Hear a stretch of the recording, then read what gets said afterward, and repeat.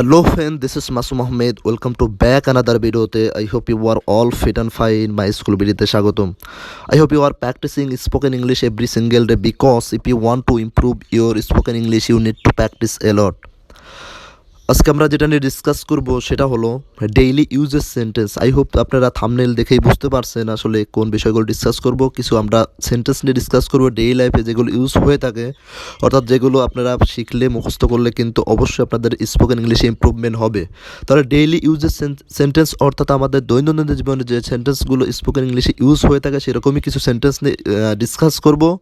সেটা হলো উইল দিয়ে, অর্থাৎ মডাল ভার্বের যেটা উইল আছে, মডাল ভার্বের উইল দিয়ে কীভাবে আমরা সেন্টেন্স তৈরি করতে পারি, অনেক বেশি সেন্টেন্স তৈরি করতে পারি, যত ইচ্ছা তত বাক্য তৈরি করতে পারি, সেটা নিয়ে ডিসকাস করবো। আই হোপ উইল নিয়ে ডিসকাস করবো। তাহলে ভিডিওটি প্রথম থেকে শেষ পর্যন্ত দেখতে থাকুন।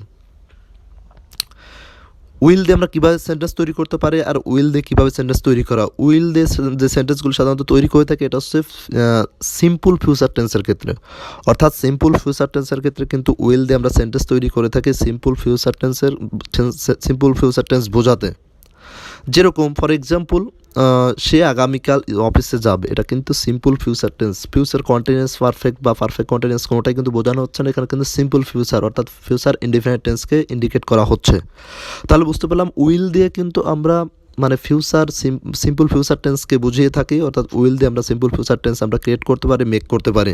যেরকম এখানে কিন্তু দেওয়া আছে সে আগামীকাল অফিসে যাবে, তাহলে কীভাবে বলবো? He will go to office tomorrow. He will go to office tomorrow. আর একটা বিষয় এখানে মুখ্য বিষয় যেটা মনে রাখার সেটা হলো আমরা মডাল ভার্বের ক্ষেত্রে যে shall, should, can, could, will, would, may, might যে মডাল ভার্বগুলো আছে এগুলোতে যখন আমি সেন্টেন্স তৈরি করতে চাই তখন কিন্তু একটা বিষয় সবসময় মনে রাখতে হবে, সেটা হলো কীভাবে আমরা সেন্টেন্সগুলো তৈরি করব, অর্থাৎ বাক্যগুলো কীভাবে আমরা গঠন করব। বাক্যগুলো তৈরি করা বা গঠন করার ক্ষেত্রে যেটা আমাদের সবসময় মনে রাখতে হবে যে স্ট্রাকচারটা, সেটা হলো প্রথমত সাবজেক্ট থাকবে, যে সাবজেক্টে থাকুক না কেন সাবজেক্ট থাকবে, দেন যে মডাল ভার্বটি থাকবে সেই মডাল ভার্বটি থাকবে, প্লাস তারপর ওই সেন্টেন্সের মধ্যে যে ভার্বটি থাকবে সেই ভার্বটি আমরা অবশ্যই বসাবো। অর্থাৎ ভার্বের কিন্তু V1 অর্থাৎ ভার্বের প্রেজেন্ট ফর্ম বসবে, ভার্বের কিন্তু কোনো পরিবর্তন হবে না।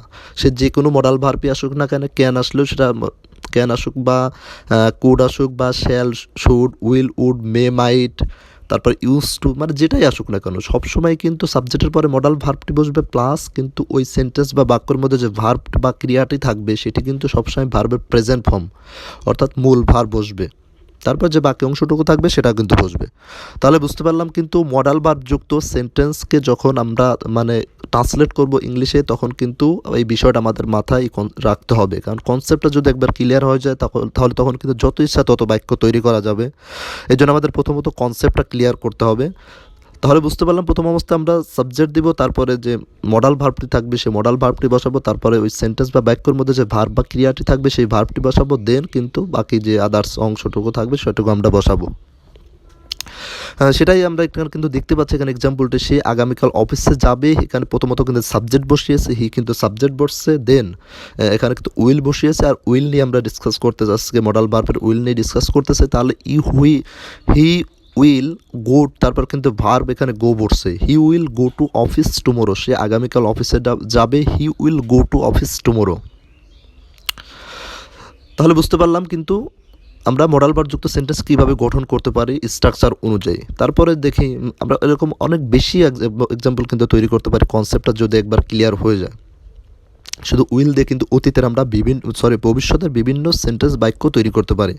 তারপর এক্সাম্পলটি আছে সে আগামীকাল অফিসে যাবে না। আরেকটা বিষয় এখানে কিন্তু আমরা নেগেটিভ করতে পারি, ইন্টারগেটিভ করতে পারি, মানে আমরা ওই সেন্টেন্সটা অ্যাফার্মেটিভ বা হাবাতক সেন্টেন্সটা কিন্তু আমরা ইন্টারগেটিভও করতে পারি বা নেগেটিভও করতে পারি। নেগেটিভ করার জন্য কিন্তু সাবজেক্টের পর যে মডাল ভার্বটি থাকবে সেই মডাল ভার্বের পাশে কিন্তু আমরা নট বসিয়ে দেব, তাই হয়ে যাবে জাস্ট অতিরিক্ত একটা নট বসিয়ে দিতে হবে, আর কিচ্ছু করতে হবে না, অর্থাৎ ভার্বেরও কোনো পরিবর্তন হবে, সাবজেক্ট বা বাকি আদার্স যা যা থাকবে কোনো কিছুর পরিবর্তন করতে হবে না।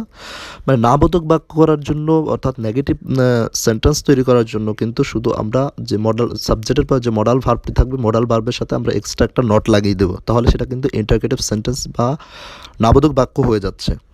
সেটাই আমরা এখানে কিন্তু দেখতে পাচ্ছি। সে উপরের সেন্টেন্স, প্রথম যে সেন্টেন্সটা সেটা আমরা পড়েছিলাম যে সে আগামীকাল অফিসে যাবে, he will go to office tomorrow. But যখন বললাম সে আগামীকাল অফিসে যাবে না, অর্থাৎ নেগেটিভ বা নাবোধক বাক্য হয়ে গেল, তখন কিন্তু he will not go to office tomorrow, সে আগামীকাল অফিসে যাবে না, he will not go to office tomorrow. এখানে কিন্তু উইল এবং গো সাবজেক্টের পরে যে মডাল ভার্ব আছে, তারপরে যে ভার্বটি আছে মেইন ভার্ব, এই ভার্ব এবং মডাল ভার্বের মাঝখানে কিন্তু অতিরিক্ত জাস্ট একটা নট লাগিয়ে দিয়েছে, তাহলে কিন্তু সেটা কিন্তু নেগেটিভ সেন্টেন্স বা মানে নাবোধক বাক্য হয়ে যাচ্ছে। He will not go to office tomorrow, সে আগামীকাল অফিসে যাবে না। যদি আমরা ইন্টারগেটিভ করতে চাই, এটাকে ইন্টারগেটিভ বা প্রশ্নবোধক বাক্য তৈরি করতে চাই, সেটাও কিন্তু পারবো। প্রশ্নবোধক বা ইন্টারগেটিভ বাক্য তৈরি করার জন্য শুধু আমরা জাস্ট সামনে সাবজেক্টের পর যে মডাল ভার্ব থাকবে সেটা শুধু সামনে বসিয়ে দেবে, তাহলে কিন্তু সেটা হয়ে যাবে। সেটা আমি এখানে দেখাইনি, সেটা আপনারা অবশ্যই নিজেদের থেকে করতে পারবেন। কীরকম? যেরকম এখানে কিন্তু আছে সে আগামীকাল অফিসে যাবে, প্রথমে যে এক্সাম্পলটি আছে হি will go to office tomorrow. যদি এটাকে আমরা প্রশ্নবোধক বা ইন্টারগেটিভ করতে চাই, তাহলে কিন্তু জাস্ট আমরা উইল সামনে বসিয়ে দেবো। সে কি আগামীকাল অফিসে যাবে? যদি প্রশ্ন করি সে কি আগামীকাল অফিসে যাবে, তাহলে will he go to office tomorrow. সে কি আগামীকাল অফিসে যাবে, will he go to office tomorrow. আর উইলটা শুধু সামনে বসিয়ে দেবো প্রশ্ন করার জন্য, আর নেগেটিভ বা নাবাদক করার জন্য শুধু উইলের পাশে নট বসিয়ে দেবো। তাহলে বুঝতে পারলাম কিন্তু উইল নিয়ে যা কনফিউশন ছিল, সকল কনফিউশন কিন্তু সকল ডাউট ক্লিয়ার করার চেষ্টা করলাম। তারপর যে এক্সাম্পলটা আছে সে কাজটি করবে, সে কাজটি করবে, তাহলে এটা ট্রান্সলেট হবে হি will do the work. He will do the work, প্রথমত হি বসছে, দেন মডাল ভার্বটি বসবে, দেন ভার্বের মেইন ভার্ব অর্থাৎ বি ওয়ান বসছে, ভার্বের প্রেজেন্ট ফর্ম বসছে, ডু এর পাস্ট ফর্ম যেরকম ডিড আছে, ডান আছে, কোনোটাই বসেন, এখানে কিন্তু ডু বসছে। কারণ এখানে সবসময় কিন্তু যেটা বললাম মডাল ভার্বযুক্ত সেন্টেন্স ক্রিয়েট করার জন্য, মেক করার জন্য সবসময় কিন্তু ভার্বের মেইন ফর্ম আর বি ওয়ান অর্থাৎ ভার্বের প্রেজেন্ট ফর্ম বসে। তাহলে he will do the work, সে কাজটি করবে। বুঝতে পারলাম। এটা কিন্তু আমরা নেগেটিভও করতে পারতাম বা ইন্টারগেটিভও করতে পারতাম, সেগুলো বাট দেখাইনি। আপনারা এটা নিজেদের থেকে কিন্তু আপনার নেগেটিভ মানে নাবোধক বাক্য তৈরি করতে পারবেন এই বাক্যটি থেকে, অথবা প্রশ্নবোধক বাক্য তৈরি করতে পারবেন। যেরকম সে কাজটি করবে, হি will do the work. He will do the work যদি বলি সে কাজটি করবে না, he will not do the work. যদি বলি সে কি কাজটি করবে, প্রশ্ন করি, will he do the work. এভাবে কিন্তু অবশ্যই আপনারা প্রশ্ন তৈরি করতে পারবেন বা নাবোধক বাক্য তৈরি করতে পারবেন। তারপর আরও কিছু এক্সাম্পল আছে, সেগুলো আমরা দেখে নেই। তারপর যে এক্সাম্পলটা আছে দেখতে পাচ্ছি আমি আগামীকাল ঢাকা যাব, তাহলে I will go two Dhaka tomorrow. আমি আগামীকাল ঢাকাটা যাব, I will go two Dhaka tomorrow. এখানে কিন্তু আবাদক বাক্য, এটাকে আমরা নেগেটিভও করতে পারতাম যদি আমি বলি আমি আগামীকাল ঢাকা যাব না, I will not go two Dhaka tomorrow. তারপরে যে এক্সাম্পলটা আছে রাকিব আজ বাজারে যাবে, Rakib will go to market today. Rakib will go to market today, Rakib আজ বাজারে যাবে। তারপর যে এক্সাম্পলটা আছে আমি একটি ছবি আঁকবো, I will draw a picture. আমি একটি ছবি আঁকবো, I will draw a picture. এগুলো কিন্তু আমি নেগেটিভ বা ইন্টারগেটিভ করতে পারবো, সেটা কিন্তু আমি বারবার বোঝানোর চেষ্টা করেছি। এখানে কিন্তু জাস্ট আমরা হাবাদক বাক্যগুলো এখানে দেখিয়েছি।